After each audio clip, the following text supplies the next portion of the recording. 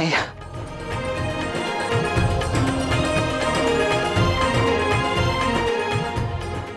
ठीक है ना बलराम? आपके बल को भला क्या हो सकता है? कान्हा नहीं आए तेरे साथ?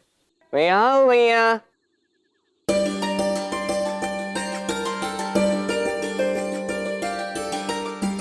कान्हा,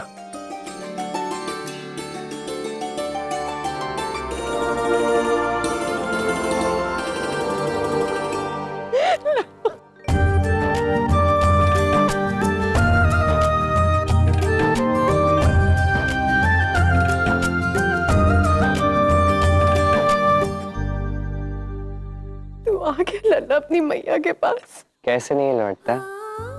यशोदा नंदन को उनकी यशोदा मैया के पास तो लौटना ही था ना।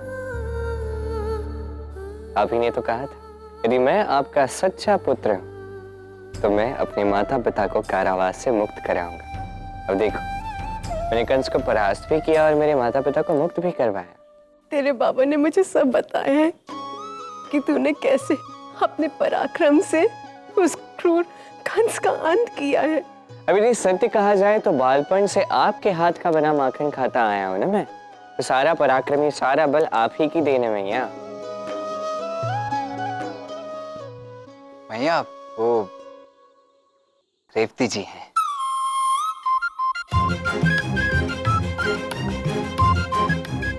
कौन? रेवती जी, वो मेरी। सब समझती हूँ। कैसे फूल सी हमारी राजकुमारी को बाहर खड़ा किया हुआ है। भीतर आओ ना।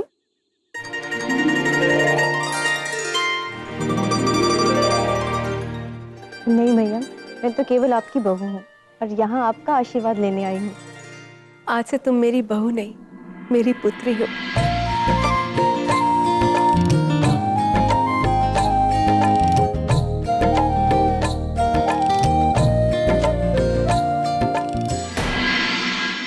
मुझे अभी भी विश्वास नहीं हो रहा सम्राट की 16 वर्ष के गवाले ने महाबली कंस का अंत किया। विश्वास तो मुझे भी नहीं हो रहा है रुक्मी। कंस जैसा शक्तिशाली वीर तो मैंने अपने जीवन काल में आज तक नहीं देखा। मुझे आज भी स्मरण है वो क्षण जब कंस प्रथम बार मगध आया था। मगध सम्राट, संसार में आपसे अधिक बलशाली योद्धा कोई नहीं है, किंतु मैं आपको परास्त करूंगा। ये मेरा महाबली कंस का वचन है। सुना है सहस्त्र हाथियों का बल है तुम्हें, पर जरासंध के बल को मापने में तुमसे भूल हुई है। यदि तुमने मुझे युद्ध में हराया तो मेरा सारा साम्राज्य तुम्हारा।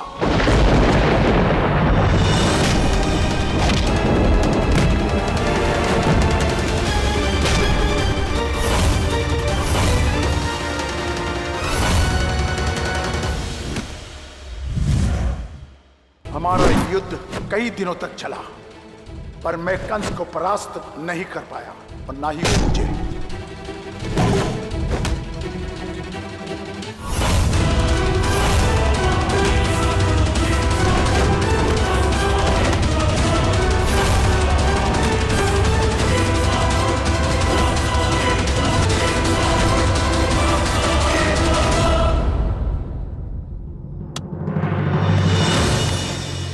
मुझे गर्व है तुम पे कंस।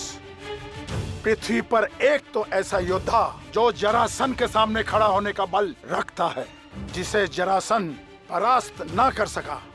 यही तुम्हारी विजय है मुझ पर कंस।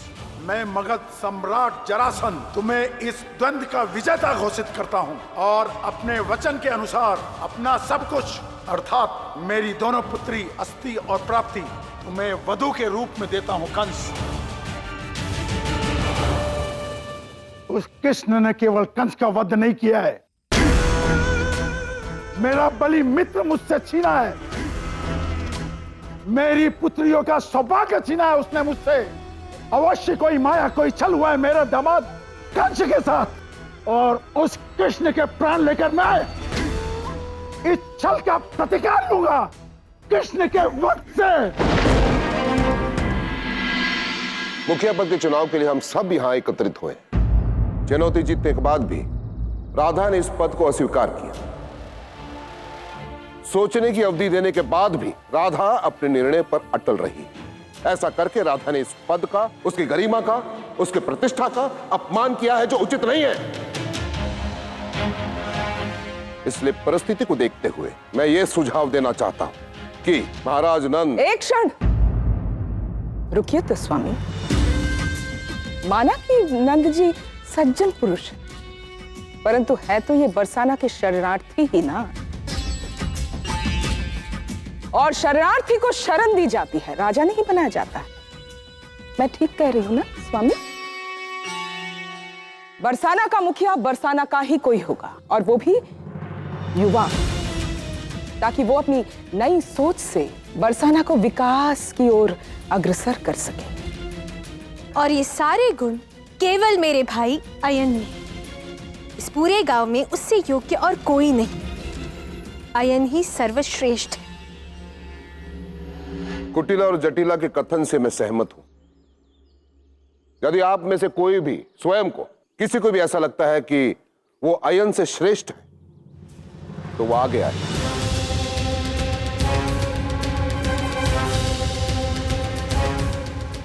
आगे आए।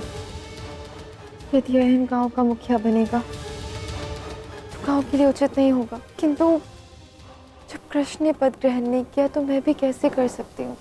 तो आपके मौन को मैं आपकी सहमति समझूंगा। इसलिए मैं घोषणा करता हूं कि बरसाना का अगला मुखिया होगा। रुक जाइए।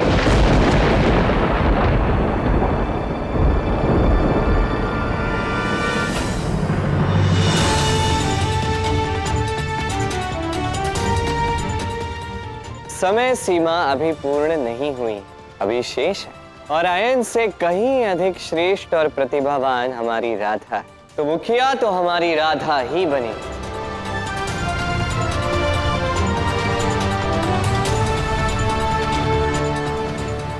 अरे नहीं, ये सब आप क्या कर रहे हैं? उठ जाइए, सभी उठ जाइए। देखिए, कंस का वध आप सभी के आशीर्वाद और प्रेम का फल है। आज ये सब करके मुझसे वो सारा प्रेम मत छीनिए जो आप सबने मुझे दिया है।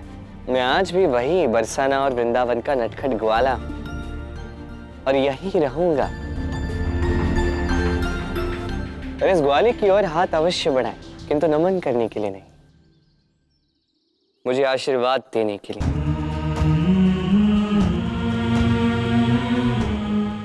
आप सबके इसी आशीर्वाद और प्रेम से मैं अपने जीवन का उद्देश्य पूर्ण करूंगा।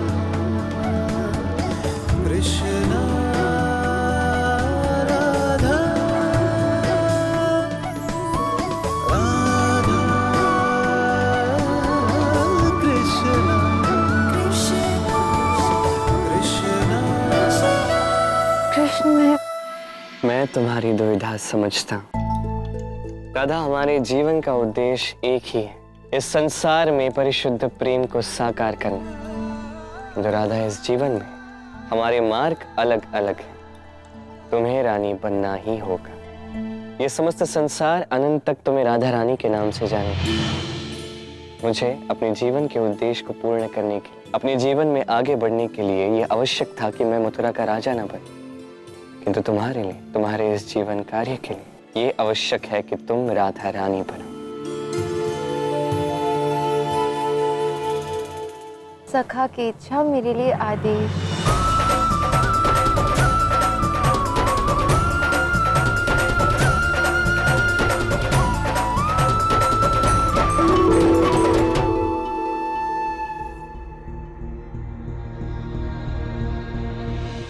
देखो, तुम यहां आके राधा के मुखिया बनने की घोषणा नहीं कर सकते कृष्ण। इस पद को ये पहले ही अस्वीकार कर चुकी है, पूछ लो इससे। ठीक है, एक बार औपचारिकता के लिए अवधि पूर्ण होने से पूर्व एक बार सोच ली, एक बार राधा से अंतिम बार पूछ लीजिए। हो सकता है राधा का मन बदल गया हो। राधा, निसंकोच होकर, बिना किसी भय, बिना किसी दबाव के, हम सब तुम्हारा निर्णय सुनना चाहते हैं। क्या है तुम्हारा निर्णय?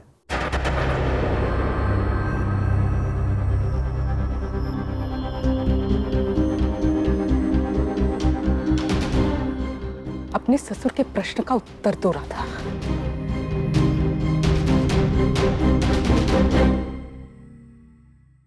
मैं वृषभान पुत्री राधा वृंदावन और बरसाना की रानी बनने के लिए सज्ज हूँ।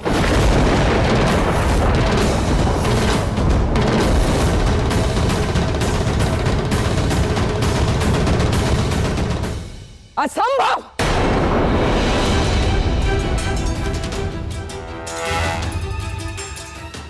माना कि इसने चुनौती जीती है, परंतु मुखिया का कर्तव्य होता है, प्रथम कर्तव्य होता है प्रजा की रक्षा करना, और उसके लिए चाहिए बल। बल के प्रश्न पर क्या राधा मुखिया बनने की योग्य है? क्या ये बरसाना के हर एक व्यक्ति की रक्षा कर सकती है? क्या ये बरसाना की इस धरा की रक्षा कर सकती है? देखिए, महाराज कंस क्रूर थे, मैं भी मानती हूं, परंतु बुद्धिमान थे। उन्होंने स्वयं मेरे पुत्र अयन को इस बरसाना का मुखिया बनाया था, और बरसाना का मुखिया तो मेरा पुत्र अयन ही बनेगा।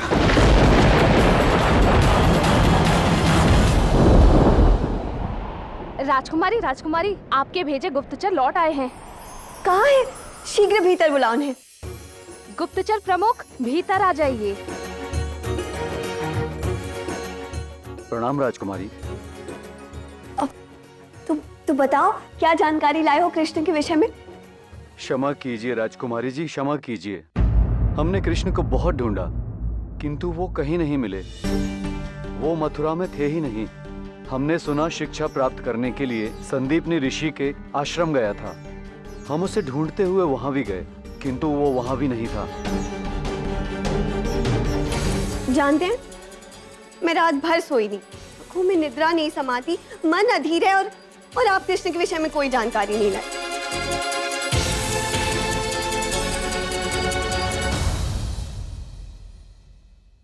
जानते हैं ना कौन हूं मैं? महाराज भीष्मक की पुत्री हूं मैं। स्मरण है ना किसकी बहन हूं?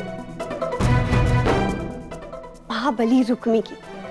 और मगध सम्राट जरासंध भी मुझे अपनी पुत्री समान ही मानते हैं। इसलिए शीघ्र अतिशीघ्र कृष्ण के विषय में कोई ना कोई सूचना लाओ, अन्यथा मैं तुम्हें दंडित करवा दूं। नहीं राजकुमारी जी, ऐसा कुछ मत कीजिएगा। मैं शीघ्र ही कोई जानकारी ले आऊंगा। वैसे एक बात पता चली है राजकुमारी जी। क्या? सुना है वो अपनी पगड़ी को पुष्पों से सजाता है।